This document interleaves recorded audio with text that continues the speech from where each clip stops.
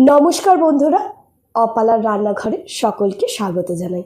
প্রথমেই আমি সকলের কাছে একটু ক্ষমা চেয়ে নিচ্ছি, কারণ আমার শারীরিক অসুস্থতার কারণে গলার আওয়াজটা একটু অস্পষ্ট রয়েছে।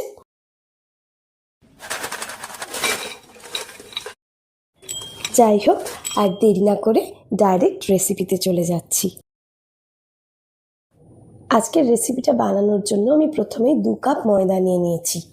তার মধ্যে দিয়ে দিলাম 1 চা চামচ নুন আর 1 চামচের থেকে একটু কম কালো জিরে। এবার এই কালো জিরে আর নুনটাকে ময়দার সঙ্গে খুব ভালোভাবে মিশিয়ে নিচ্ছি। এবার দিয়ে দিচ্ছি 4 টেবিল চামচ ঘি। আমি এখানে রুম টেম্পারেচারে থাকা ঘিটাই দিয়েছি। আপনারা চাইলে ঘিটাকে হালকা গরম করে গলিয়ে নিয়ে তারপরেও এখানে দিতে পারেন। এবার এই ঘিটা দিয়ে ময়দাটাকে খুব ভালোভাবে ময়াম দিয়ে নেব।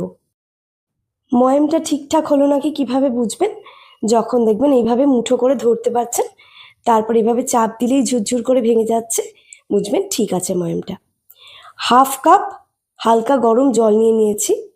এবার অল্প অল্প করে জল দিয়ে ময়দাটাকে আমি মেখে নিচ্ছি।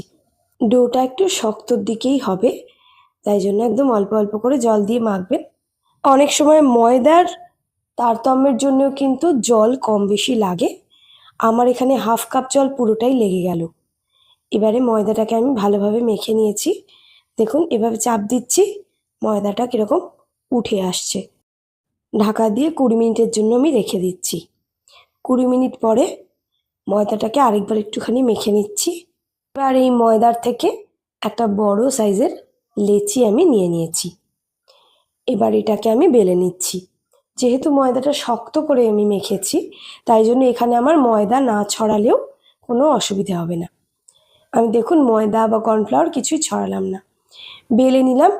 এবার একটা কুকি কাটার নিয়ে নিয়েছি, সেটা দিয়ে এইভাবে আমি স্টার স্টার শেপে কেটে নিচ্ছি।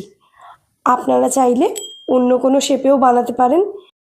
একান্তই যদি আপনাদের কাছে কোনো কুকি কাটার জাতীয় জিনিস না থাকে, তাহলে ছোট কোনো ঢাকনার সাহায্যে গোল গোল ছোট ছোট এইভাবে কেটে নিতে পারেন। একইভাবে সবগুলোকে আমি এখানে কেটে নিয়েছি। এবার একটা কড়াইয়ের মধ্যে আমি রিফাইন্ড অয়েল নিয়ে নিয়েছি। তেলটা হালকা গরম হওয়ার পরে এক এক করে আমি এগুলো ছেড়ে দিচ্ছি তেলের মধ্যে।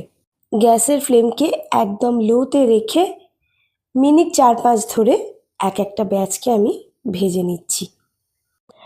হালকা রং যখন আসবে এগুলোতে, তখন আমি এগুলোকে উঠিয়ে নেব।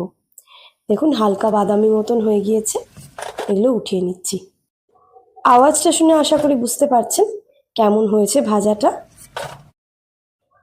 একইভাবে বাকি সবগুলোই ভেজে নিচ্ছি।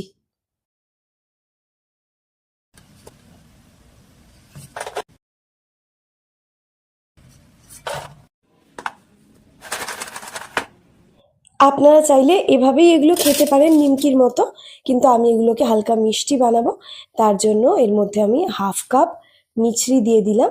আর যতটা মিছরি নিয়েছি তার অর্ধেক জল দিয়ে দিয়েছি। গ্যাসের ফ্লেমকে মিডিয়ামে রেখে মিছরিটা প্রথমে গলিয়ে নিলাম, তারপর আরও 2-3 মিনিট ফুটিয়ে নিয়ে দেখুন রসটা এরকম ঘন হয়ে গিয়েছে একতারের মতো। এবার আগে থেকে ভেজে রাখা নিমকিগুলো এর মধ্যে আমি দিয়ে দিলাম। গ্যাসের ফ্লেমকে কমিয়ে লোতে করে দিয়েছি। নিমকিগুলো ভালোভাবে নেড়ে চেড়ে নিচ্ছি। চিনিটা গায়ে কোট হয়ে যাওয়ার পর গ্যাসের ফ্লেমটা অফ করে দিলাম। এয়ারটাইট কন্টেনারে ভরে রাখলে এগুলো কিন্তু অনেক দিন পর্যন্ত ভালো থাকবে। রেসিপিটা সম্পূর্ণ দেখার জন্য অসংখ্য ধন্যবাদ। ভালো লাগলে আমার চ্যানেলটাকে সাবস্ক্রাইব করবেন আর সবাই ভালো থাকবেন।